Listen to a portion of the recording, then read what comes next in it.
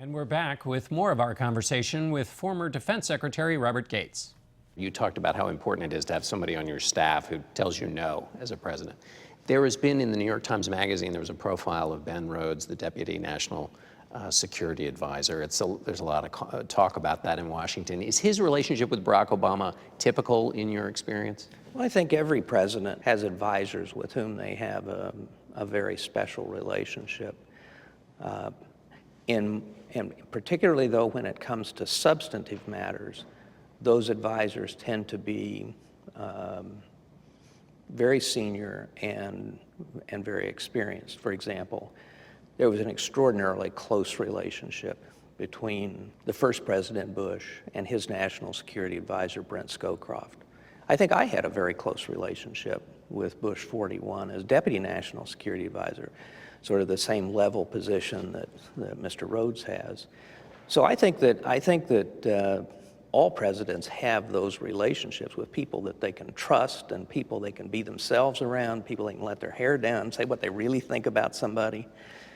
The question is how much influence they have on the policymaking process and whether at the same time they're listening to the senior cabinet officers and others that they've appointed, presumably in whose judgment they also trust. There has been criticism of the Obama administration that they block or shape or try to shape the views of senior cabinet officials, and there's too much control by the NSC. Did you experience that in your days? No, I never had that problem, mainly because I just didn't let them.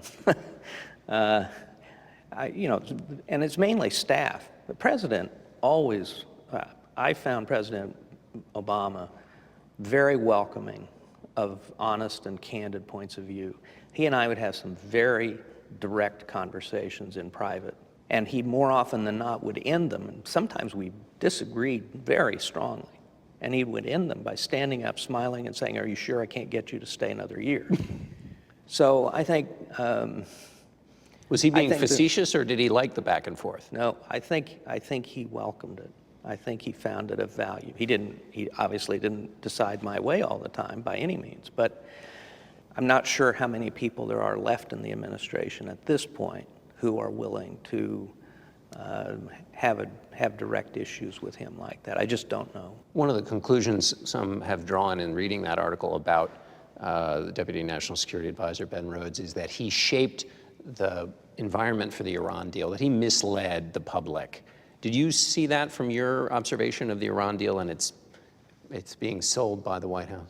Well, I didn't have that sense. I thought some of the things the White House was saying in terms of believing that lifting the sanctions could over time lead the regime in Iran to change its stripes and become a normal country, if you will. I always thought that was a stretch, but I didn't have the sense that people were being manipulated. That was news to me from that article. In that article, you are a part of what Rhodes calls the blob of the American foreign policy establishment.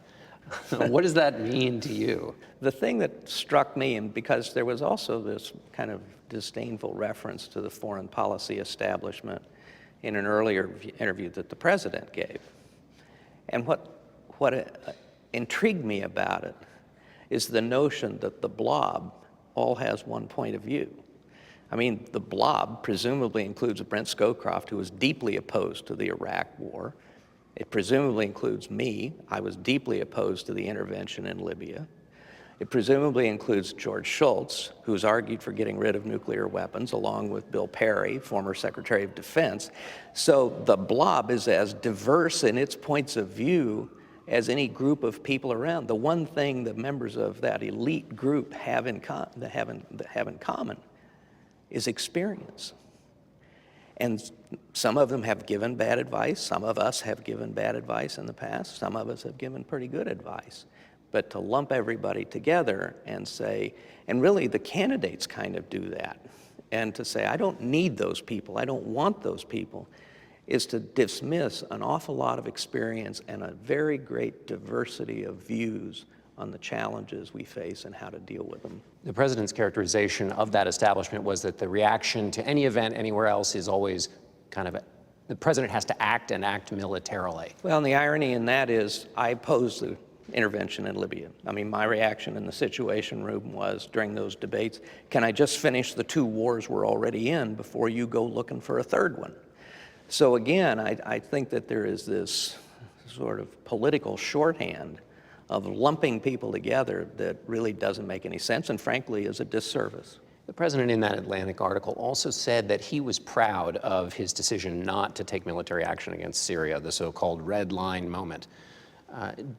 Other people have a different view. Is that something the president should be proud of, his decision not to act?